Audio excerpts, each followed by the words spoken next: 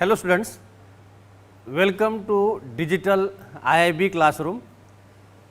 Previous lecture में हमने mechanism of photosynthesis start किया था। तो मैकेनिज्म ऑफ फोटोसिंथेसिस में जो पहला पार्ट था लाइट रिएक्शन, तो लाइट रिएक्शन के 5 स्टेप हमने प्रीवियस लेक्चर में कंप्लीट किए हैं। आज के इस लेक्चर में हम देखने वाले हैं डार्क रिएक्शन। तो डार्क रिएक्शन जो है, dark reaction is a second part of a mechanism of photosynthesis. It is also called as Blackman's reactions. क्योंकि सबसे पहले प्रोफेसर ब्लैकमैन ने यह कहा था कि ग्लूकोज सिंथेसिस जो है it takes place in stroma. तो ये dark reaction, Blackman's reaction, second part of the mechanism of photosynthesis takes place in a stroma portion of the chloroplast. It is independent of light. Light पर depend नहीं है, लेकिन light reaction के product पर depend है। Light reaction के 2 ही product है, एक ATP और एक NADPH2। तो लाइट रिएक्शन के प्रोडक्ट ATP और NADPH2, इन 2 प्रोडक्ट पर ये डार्क रिएक्शन डिपेंड है।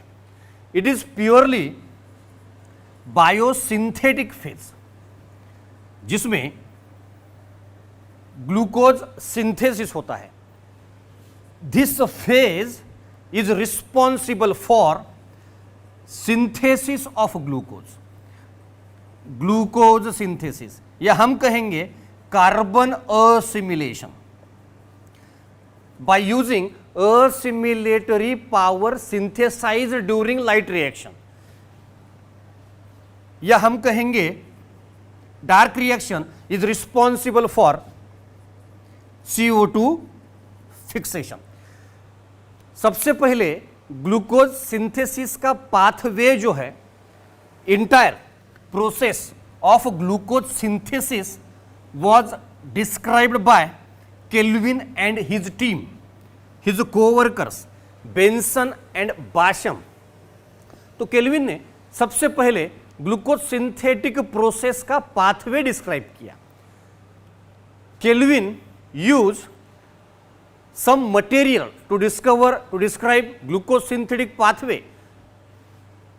His team use chlorella and scenedesmus, unicellular green algae, a radioactive isotope of carbon that is C14, और उन्होंने 2 टेक्निक भी यूज किया ग्लूकोज सिंथेटिक पाथवे को डिस्क्राइब करने के लिए, एक पेपर क्रोमेटोग्राफी और दूसरा ऑटो रेडियोग्राफी। तो केल्विन ने पूरा ग्लूकोज सिंथेटिक पाथवे जो है 3 मेजर स्टेप में डिस्क्राइब किया। पहला इवेंट कार्बोक्सिलेशन, दूसरा इवेंट रिडक्शन, और तीसरा जो इवेंट है, मेजर स्टेप है, that is synthesis and regeneration. तो CO2 का डिफ्यूजन होने के बाद CO2 अब स्ट्रोमा में आया, गैसियस एक्सचेंज हुआ स्ट्रोमेटा थ्रू इंटरसेलुलर स्पेसेस में, बाद में फिर साइटोप्लाज्म में, और फिर क्लोरोप्लास्ट में, स्ट्रोमा में CO2 आने के बाद CO2 को सबसे पहले एक्सेप्ट करने वाला primary acceptor of carbon dioxide is already present in stroma. It is ribulose 1,5 diphosphate या RUBP, ribulose bisphosphate. This is 5 carbon containing keto sugar, 5 carbon वाला ये कीटो शुगर है, which is primary acceptor of carbon dioxide. तो ribulose 1,5 diphosphate combines with carbon dioxide in the presence of an enzyme rubisco. Ribulose bisphosphate carboxylase oxygenase. तो rubisco के 2 substrate, एक RUDP और एक carbon dioxide. तो CO2 एक carbon combines with 5 carbon वाला जो कीटो शुगर है उसके साथ ये कार्बन डाइऑक्साइड कंबाइन हुआ तो 6 कार्बन वाला एक अनस्टेबल कीटो एसिड बना। अभी एंजाइम सबस्ट्रेट कॉम्प्लेक्स जो है वो एंजाइम और प्रोडक्ट अभी नहीं बना, नहीं रिलीज हुए, अभी भी एंजाइम सबस्ट्रेट कॉम्प्लेक्स बाइंड है। CO2 1 कार्बन वाला, राइबोलोज 1,5 डाइफॉस्फेट 5 कार्बन वाला, ये 1 कार्बन वाला और ये 5 कार्बन वाला दोनों कंबाइन हुए। कंबाइन होने के बाद इन the presence of rubisco enzyme एक अनस्टेबल कीटो एसिड फॉर्म हुआ जो 6 कार्बन वाला है। इसका स्प्लिटिंग हुआ, एक वाटर मॉलिक्यूल इसमें ऐड हुआ और ये 6 कार्बन वाला अनस्टेबल कीटो एसिड जो है वो इक्वल 3-3 कार्बन के 2 मॉलिक्यूल में स्प्लिट हुआ। तो ये 3 कार्बन वाला जिसके 3rd कार्बन पर एक फॉस्फेट है 3 फॉस्फोग्लिसरिक एसिड बना। तो ये 3 फॉस्फोग्लिसरिक एसिड के कितने मॉलिक्यूल बने? इसके 2 मॉलिक्यूल बने। तो ये first step, carbon dioxide combines with primary acceptor of CO2 RDP, एक अनस्टेबल कीटो एसिड बना, उसमें एक वाटर मॉलिक्यूल ऐड हुआ और एक 2 मॉलिक्यूल 3 फॉस्फोग्लिसरिक एसिड के बने। ये 2 स्टेप मिलाकर एक फर्स्ट रिएक्शन यहां पर कंप्लीट होती है, दैट इज अ कार्बोक्सिलेशन। दोनों भी reaction takes place in the presence of enzyme rubisco. तो नेक्स्ट स्टेप में जो पहला स्टेबल प्रोडक्ट बना 3 कार्बन वाला 2 मॉलिक्यूल्स 3 फॉस्फोग्लिसरिक एसिड, इन 3 फॉस्फोग्लिसरिक एसिड का रिडक्शन होता है, वो भी 2 स्टेप में। पहले फॉस्फोरिलेशन होता है, तो यहां पर ये 2 ATP यूटिलाइज होंगे। ये 2 ATP कहां बने? ये 2 ATP लाइट रिएक्शन में बने ड्यूरिंग फोटोफॉस्फोरिलेशन। ये 2 ATP यहां पर यूटिलाइज हो जाते हैं और ऑलरेडी 3 कार्बन पर एक फॉस्फेट है, तो 3 phosphoglyceric acid is converted into 1,3 diphosphoglyceric acid. 2 molecule 3PGA के अब कन्वर्ट हुए 2 मॉलिक्यूल 1,3 डाई-PGA में। नेक्स्ट स्टेप में 1,3 डाई-PGA का रिडक्शन होता है। यहां पर रिडक्शन करने के लिए हाइड्रोजन डोनर जो है, रिड्यूसिंग पावर जो है NADPH2 is utilized. NADPH2 form during non cyclic photophosphorylation. ये 2 NADPH2 यहां पर यूटिलाइज हुए और यहां डीफॉस्फोरिलेशन होने के बाद 2 1,3 डाइफॉस्फोग्लिसरिक एसिड का रिडक्शन हुआ और यहां पर 2 मॉलिक्यूल्स 3 फॉस्फोग्लिसराल्डिहाइड के बने। ये 2 3 फॉस्फोग्लिसराल्डिहाइड में से एक 3PGAl remain as it is और 2 में से एक 3PGAl उसका आइसोमराइजेशन होता है और it is converted into dihydroxy acetone phosphate.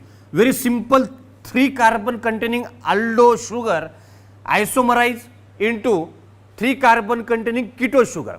ये 3 कार्बन का अल्डो शुगर, 3 कार्बन का कीटो शुगर दोनों कंबाइन होते हैं और जब कंबाइन होते हैं तो तब 6 कार्बन का एक फ्रुक्टोज 1,6 डाइफॉस्फेट बनता है।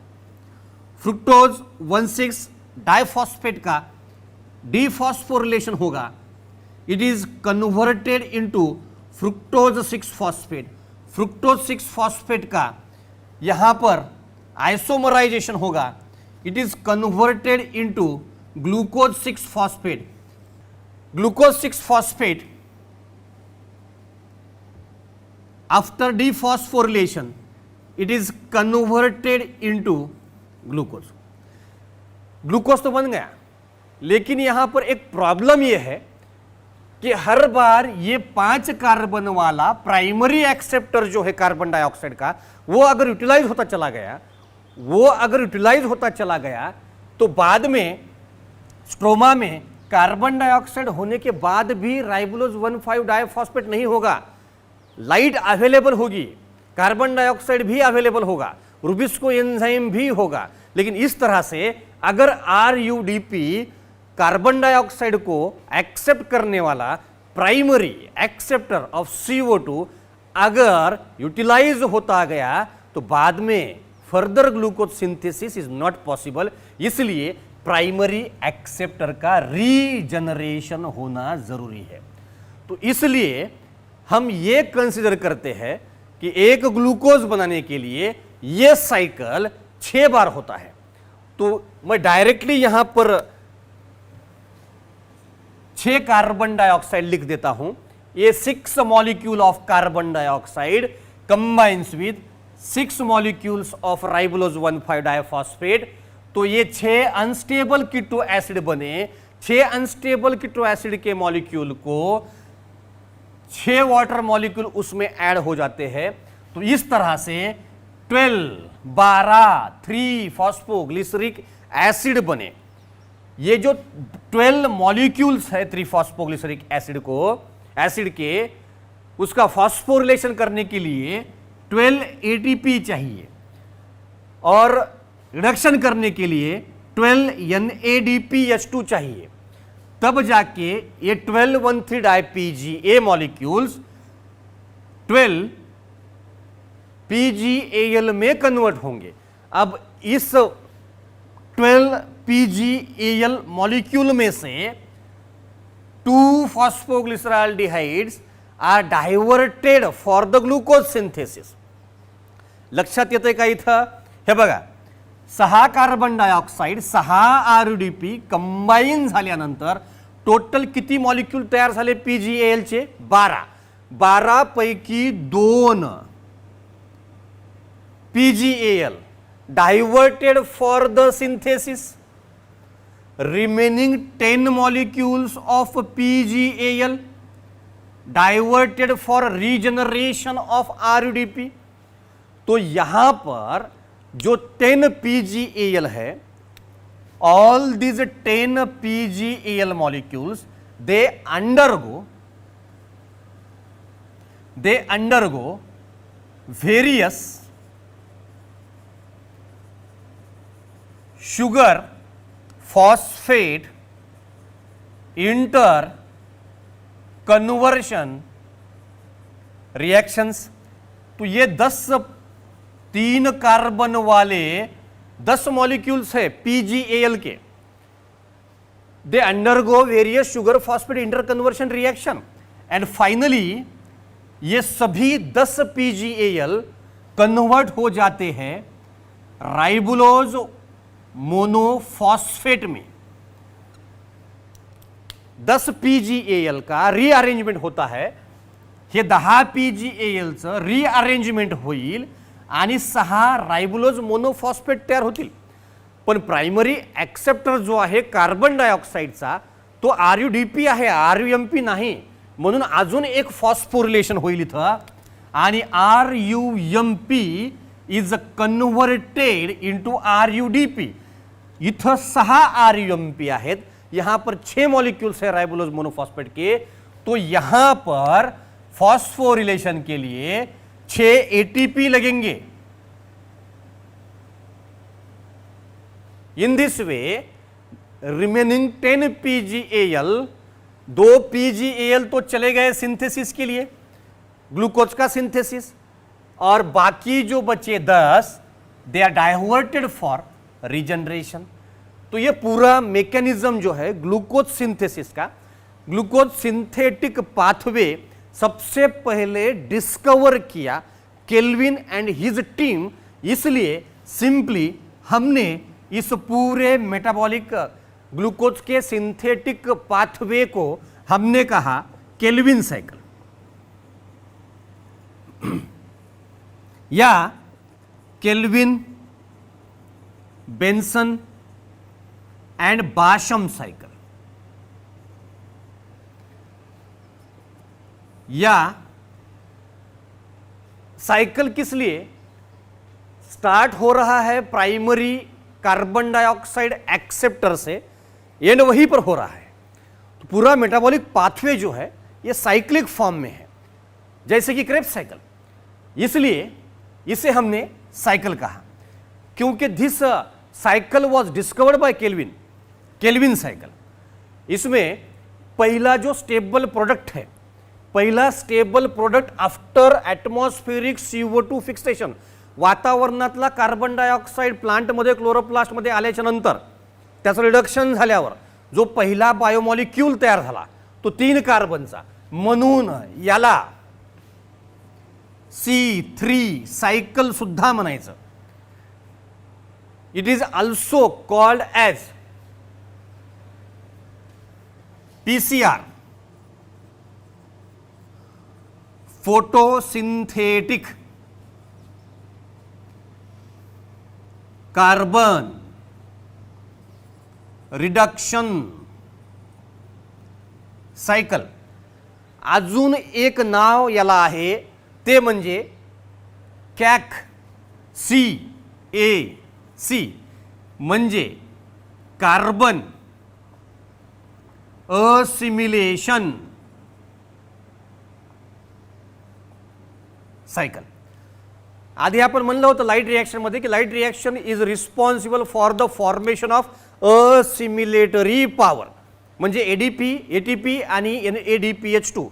तर ATP एनर्जी डोनर आहे, NADPH2 हायड्रोजन डोनर आहे, रिड्यूसिंग पॉवर आहे आणि एनर्जी सोर्स आहे। दोन्ही मिळून कोणत्याही इनऑर्गॅनिक कंपाऊंडचं ऑर्गॅनिक कंपाऊंडमध्ये कन्व्हर्शन करू शकतात। इथं CO2चं फिक्सेशन व्हायलंय, कार्बनचं असिमिलेशन व्हायलंय, म्हणून आपण हे नाव दिलं कार्बन असिमिलेशन सायकल। अशा प्रकारे इन दिस वे एक ग्लुकोज मॉलिक्यूल तयार करण्याकरता किती टर्न्स, किती वेळेस ही सायकल व्हायला पाहिजे? 6 वेळेस। तो to synthesize one glucose how many CO2 molecules are required? Total 6 CO2 molecules are required. हे एक लक्षात राहू द्या इथं, टू सिंथेसाइज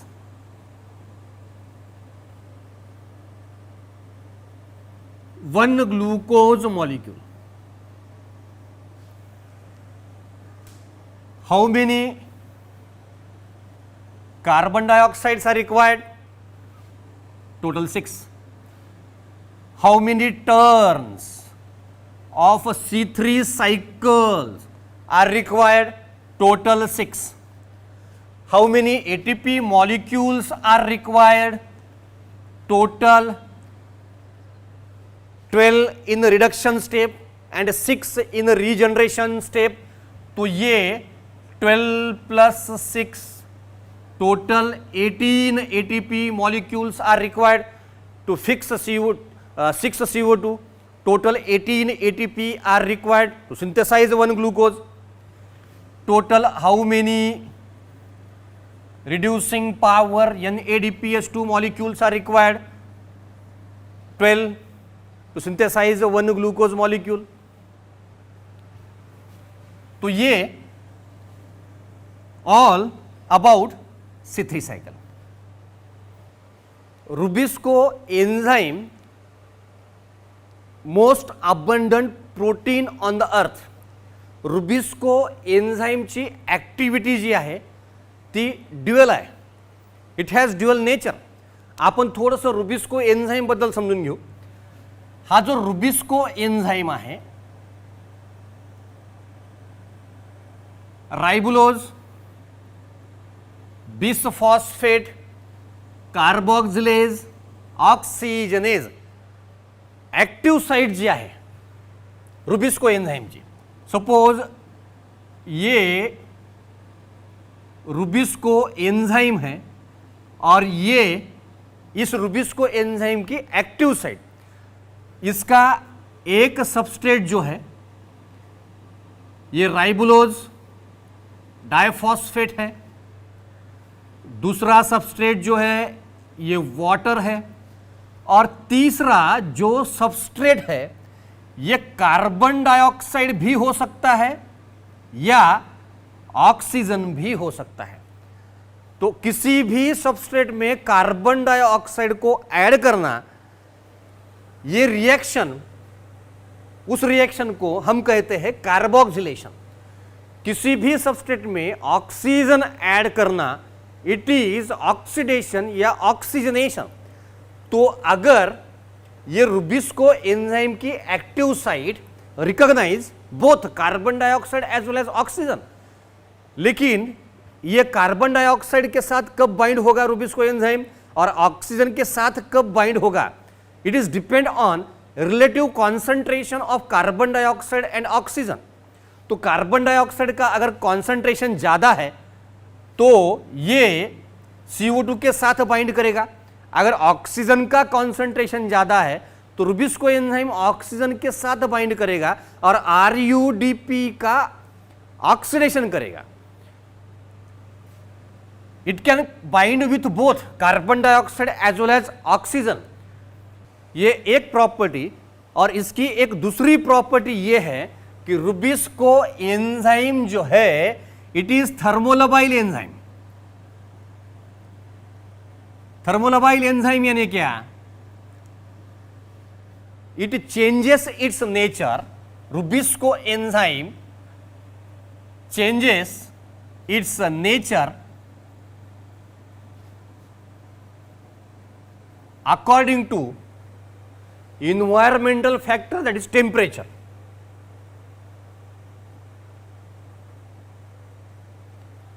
हे असं कसं होतं हे आपण बघू। हे बघा, जर टेम्परेचर कमी असेल, व्हेन टेम्परेचर इज ऑप्टिमम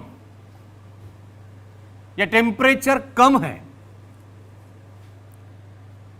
तब इंटरनल लीफ के अंदर कार्बन डाइऑक्साइड का कॉन्सेंट्रेशन ज्यादा होगा और ऑक्सीजन का कॉन्सेंट्रेशन कम होगा। लेकिन जब टेम्परेचर ज्यादा है, रुबिस्को एंजाइम का ऑप्टिमम टेम्परेचर जो है उससे ज्यादा अगर टेम्परेचर है, when temperature is high,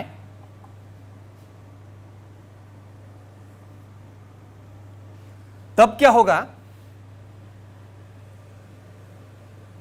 internal carbon dioxide का कॉन्सेंट्रेशन जो है ये कम हो जाएगा, और अगर कार्बन डाइऑक्साइड का कॉन्सेंट्रेशन कम हुआ तो ऑक्सीजन का कॉन्सेंट्रेशन जो है वो बढ़ेगा। अब ये कैसे होता है, टेम्परेचर का और इंटरनल एक्सटर्नल एटमॉस्फेयर में ये चेंजेस नहीं होता, हे नीट समजून घ्या। लीफच्या ये जो लीफ है, this is upper epidermis, lower epidermis. तो यहां पर ये जो स्टोमेटा है, स्टोमेटा थ्रू गैसियस एक्सचेंज होगा, स्टोमेटा थ्रू गैसियस एक्सचेंज होगा। तो नॉर्मली स्टोमेटा रिमेन ओपन,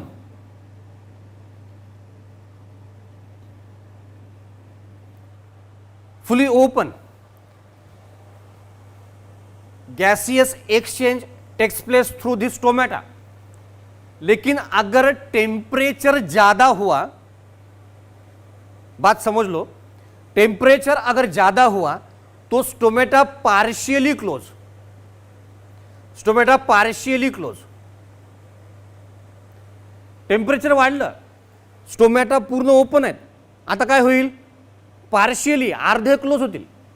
का बरं पार्शियली क्लोज होतील, टेम्परेचर अगर ज्यादा है तो स्टोमेटा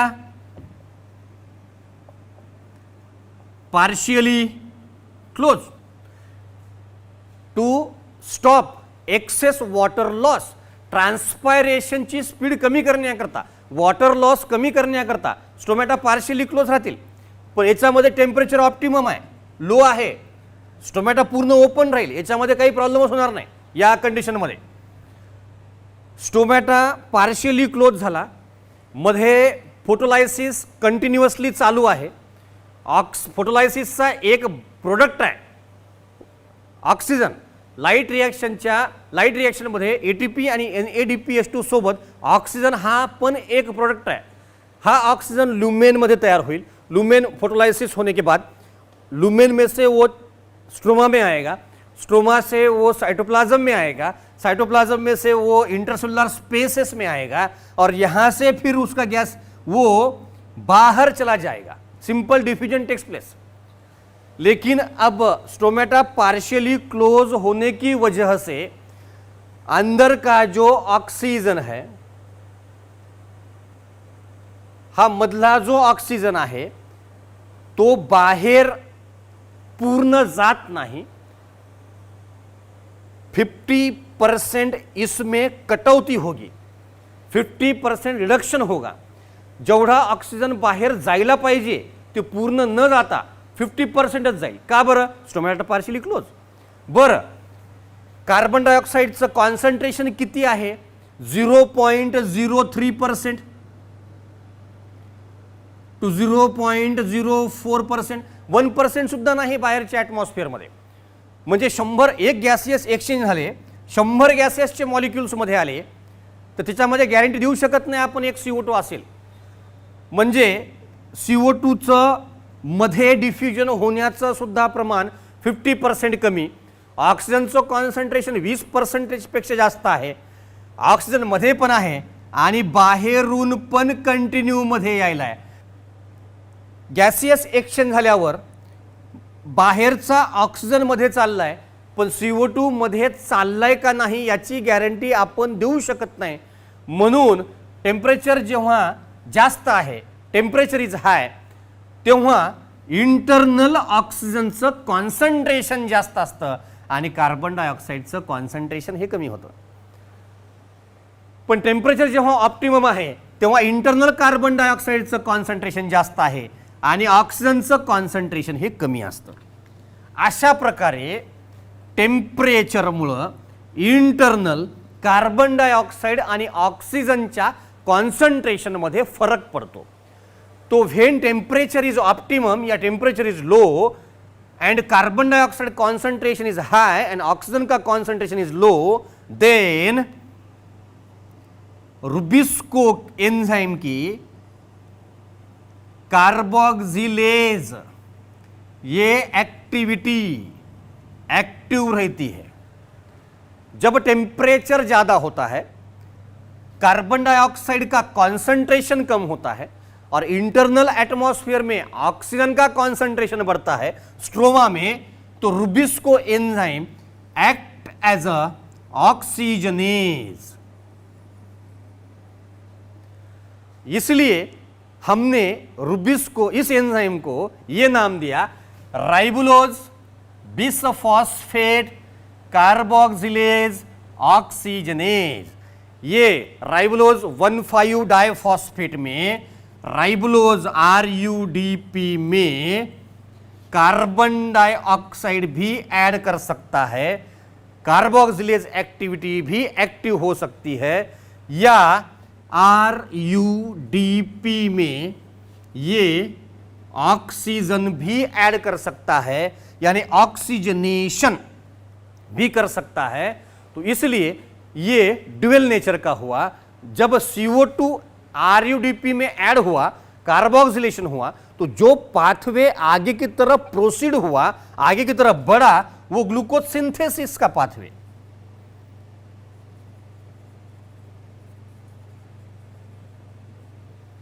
लेकिन अगर यानी C3 साइकिल, लेकिन अगर ऑक्सीजन ऐड हुआ राइबुलोज 1,5 डाइफॉस्फेट में तो ग्लूकोज सिंथेसिस नहीं होगा. आगे की तरफ जो पाथवे आगे बढ़ेगा उसे हमने नाम दिया फोटो रेस्पिरेशन. हमने नाम दिया फोटो रेस्पिरेशन. तो ये फोटो रेस्पिरेशन है क्या?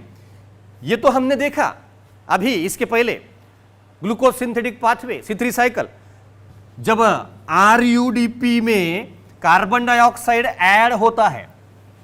लेकिन अब रुबिस्को एंजाइम क्या कर रहा है, जब टेम्परेचर ज्यादा है, ऑक्सीजन का कॉन्सेंट्रेशन ज्यादा है, कार्बन डाइऑक्साइड का कॉन्सेंट्रेशन कम है, तब रुबिस्को एंजाइम की ऑक्सीजनेज ये एक्टिविटी अब एक्टिव हो गई, तो ग्लूकोज सिंथेसिस नहीं हुआ, फोटो रेस्पिरेशन हुआ। देखिए अब ये फोटो रेस्पिरेशन जो है, ये दो अलग अलग वर्ड से ये फोटो रेस्पिरेशन एक कॉमन वर्ड बना है। फोटो यानी लाइट और रेस्पिरेशन, यहां पर ये मतलब निकलता है रेस्पिरेशन का, addition of oxygen and removal of carbon dioxide. Normal respiration तो यही होता है, किसी भी रेस्पिरेटरी सबस्ट्रेट में, मान लो ग्लूकोज, किसी भी रेस्पिरेटरी सबस्ट्रेट में ऑक्सीजन ऐड होता है, उसका ऑक्सीडेशन होता है और माइटोकॉन्ड्रिया में कार्बन डाइऑक्साइड रिलीज होता है, तो this process is called as respiration. लेकिन अब जो होने जा रहा है नॉर्मल रेस्पिरेशन जो है, it is independent of light.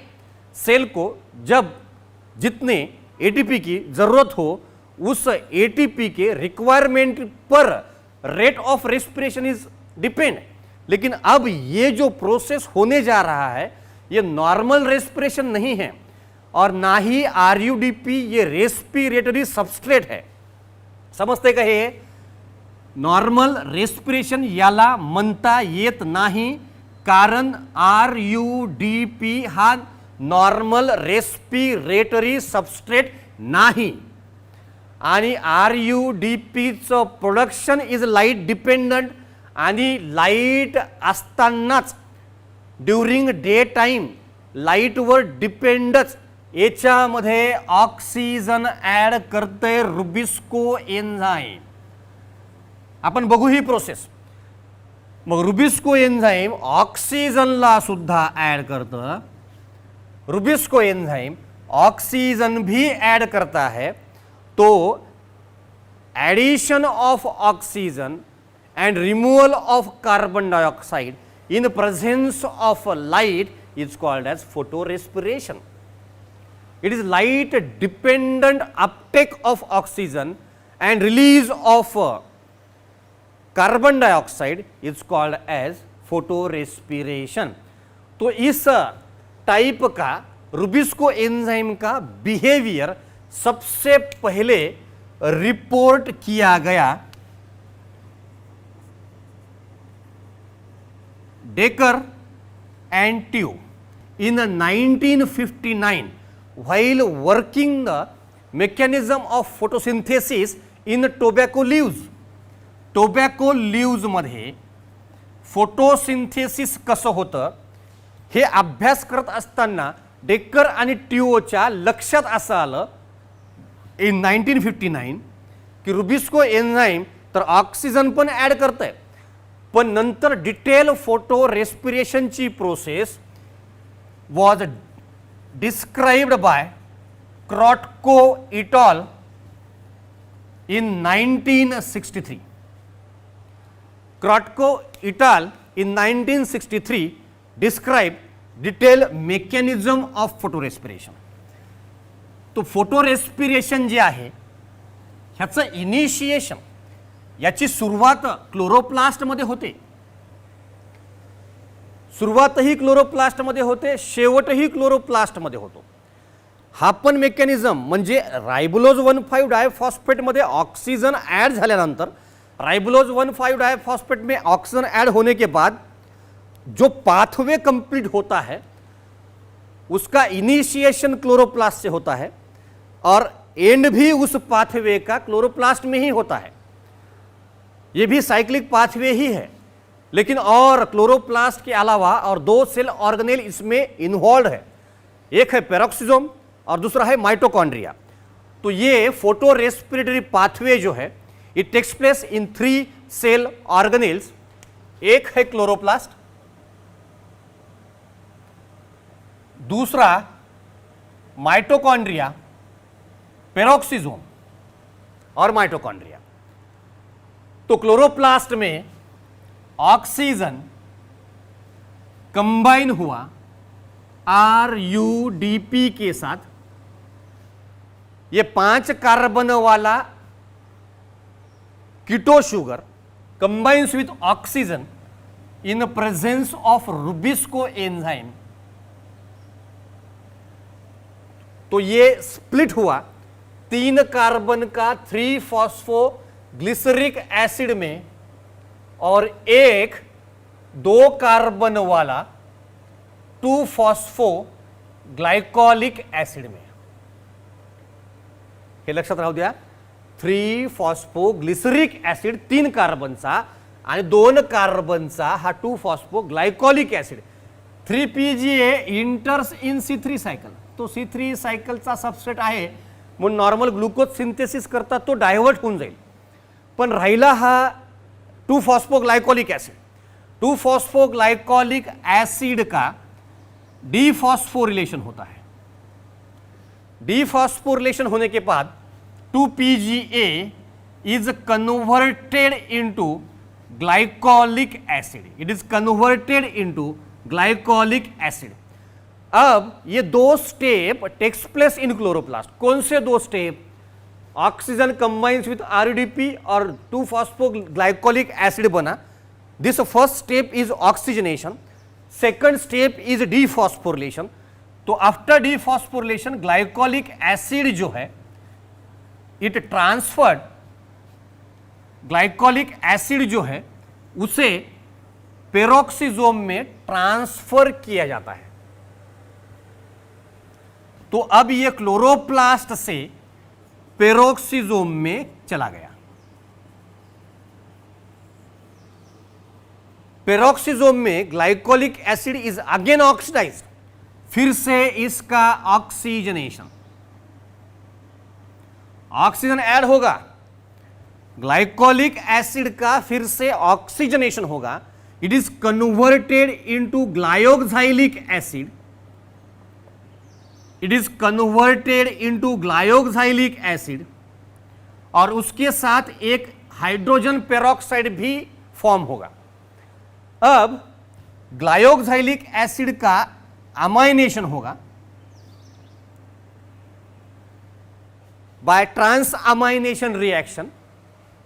Amination होने के बाद ये 2 कार्बन वाला very simple organic acid glyoxylic acid it is converted into glycine, converted into glycine. अब ये ग्लाइसिन जब बना पेरोक्सिसोम में तो ये अब माइटोकॉन्ड्रिया में इसे ट्रांसफर किया गया। 2 स्टेप हमने देखे थे क्लोरोप्लास्ट में, ऑक्सीजनेशन, डीफॉस्फोरिलेशन। पेरोक्सिसोम में भी 2 स्टेप, ऑक्सीजनेशन, अमाइनेशन। तो एक जो ग्लाइसिन बना अब ये माइटोकॉन्ड्रिया में शिफ्ट हुआ। माइटोकॉन्ड्रिया मध्ये एक ग्लाइसिन आल्यावर या एका ग्लाइसिनचं काहीच होत नाही। असं आहे का, एक क्लोरोप्लास्ट आहे त्याच्यामध्ये स्ट्रोमा आहे, त्या एका क्लोरोप्लास्टमध्ये स्ट्रोमामध्ये कितीतरी रुबिस्को एन्झाइम्स आहेत आणि जेव्हा टेम्परेचर जास्त असतं, ऑक्सिजनचं कॉन्सन्ट्रेशन जास्त आहे, तेव्हा खूप सारे पुष्कळ रुबिस्को एन्झाइम आहेत, बहुत सारे RUDP भी है और बहुत सारे ऑक्सीजन भी है। तो ऐसा हम नहीं कह सकते कि ये जो फोटो रेस्पिरेशन हो रहा है ये दिन में केवल एक बार होगा। जेवढे रुबिस्को, जेवढे ऑक्सिजन, जेवढे RUDP, त्या रुबिस्को एन्झाइमच्या आजूबाजूला जेवढे ऑक्सिजन असतील तितक्या ऑक्सिजनला तो ॲक्सेप्ट करू शकतो।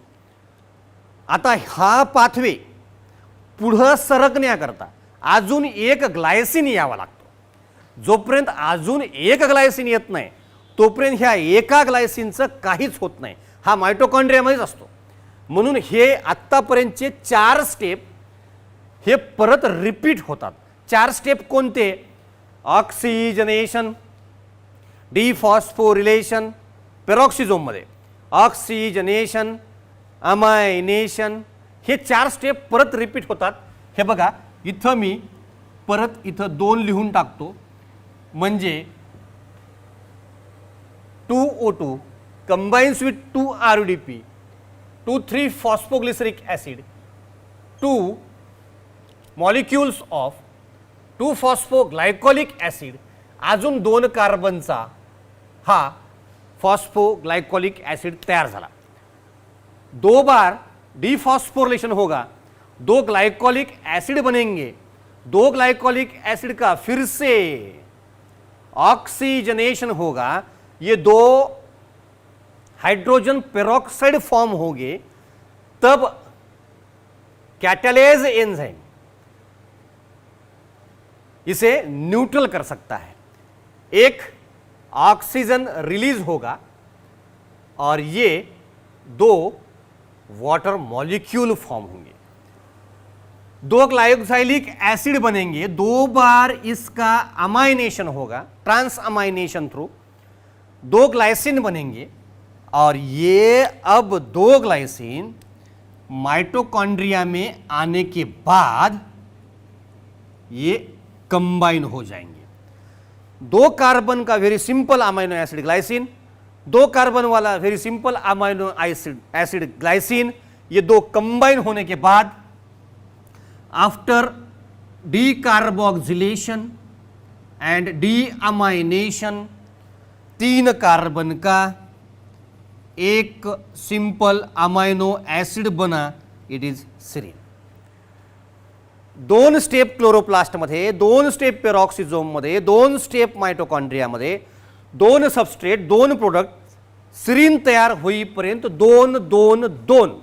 पण आता जेव्हा परत हा क्लोरोप्लास्टकडे हा पाथवे पुढे सरकल्या जाईल तेव्हा एकच सिरीन आहे. हा एकच सिरीन पेरॉक्सिझोम मध्ये ट्रान्सफर केला जातो. एका सिरीनचं डीअमाइनेशन होतं. It is converted into 3 carbon containing amino acid का अगर डीअमाइनेशन हुआ तो 3 कार्बन वाला ही ऑर्गेनिक एसिड बनेगा. तो ये 3 कार्बन वाला ग्लिसरिक एसिड बना. इस ग्लिसरिक एसिड को फिर से क्लोरोप्लास्ट में ट्रांसफर किया जाता है और ये ग्लिसरिक एसिड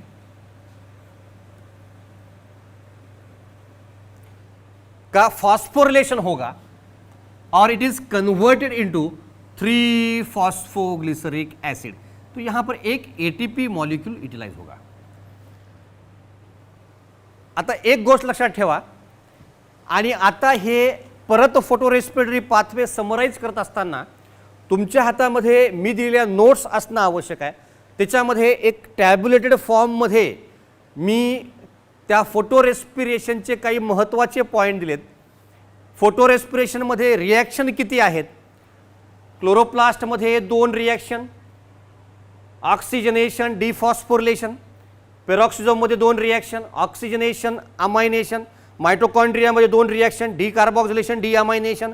परत जेव्हा पाथवे हा क्लोरोप्लास्टच्या दिशेने सरकतो तेव्हा एक serine deamination, glyceric acid, phosphorylation, 3PGA हा फॉर्म झाला. हा जो मेकॅनिझम आहे, हा पाथवे आहे, it is called as photorespiration. Photorespiration. It is also called as C2 cycle. 2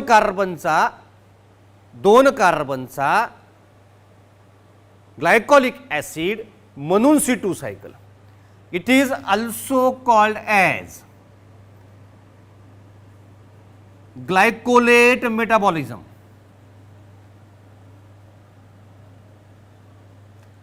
अजून एक नाव आहे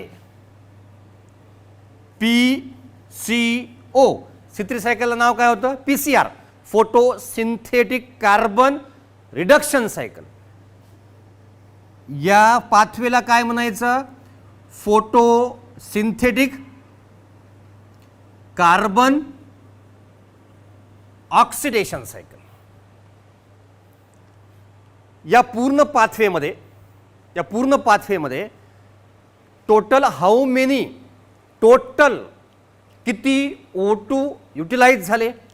जेव्हा टोटल म्हणतो तेव्हा इथं 2 आणि इथं 2, 4. त्या चार्टमध्ये लिहिलं आहे, ते चार्ट समोर ठेवा, नोट समोर ठेवा. नेट O2 युटिलाइज असा जर प्रश्न विचारला तर नेट इथं 1 ऑक्सिजन रिलीज झाला, 4 - 1 3. नेट किती O2 युटिलाइज झाले? 3. किती ATP तयार झाले? 0, एकही ATP तयार होत नाही. किती ATP युटिलाइज झाले? 1. किती प्रकारचे अमायनो ॲसिड तयार झाले? 2, एक ग्लायसिन एक सेरीन. अमायनेशन कुठं झालं? पेरॉक्सिझोम मध्ये. डिअमायनेशन मायटोकॉन्ड्रिया अँड पेरॉक्सिझोम. हा पाथवे, या पाथवेमध्ये हा जो ग्लायकोलिक ॲसिडमध्ये प्रत्येक ग्लायकोलिक ॲसिडच्या एका मॉलिक्यूलमध्ये 2 कार्बन आहेत. हे 2 कार्बन ऑलरेडी फिक्स्ड कार्बनमधले आहेत. आधी फोटोसिंथेसिस झालं, त्याच्यामध्ये RUDP तयार झाला. RUDP तयार झाल्यानंतर त्याच्यामधलं या 5 कार्बनच्या फ्रॅक्शनमधून हे 2 कार्बनचा फ्रॅक्शन वेगळा झाला. ग्लायकोलिक ॲसिडचा फोटोसिंथेसिसमध्ये कुठंही उपयोग नाही. मग ह्याला असंच वेस्ट होऊ द्यायचं का? नाही.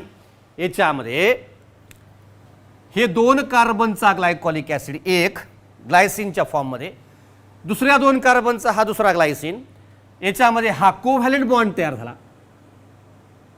3 कार्बनचा सेरीन तयार झाला आणि 1 कार्बन हा एका कार्बनचा लॉस झाला in the form of carbon dioxide, हा रिलीज झाला.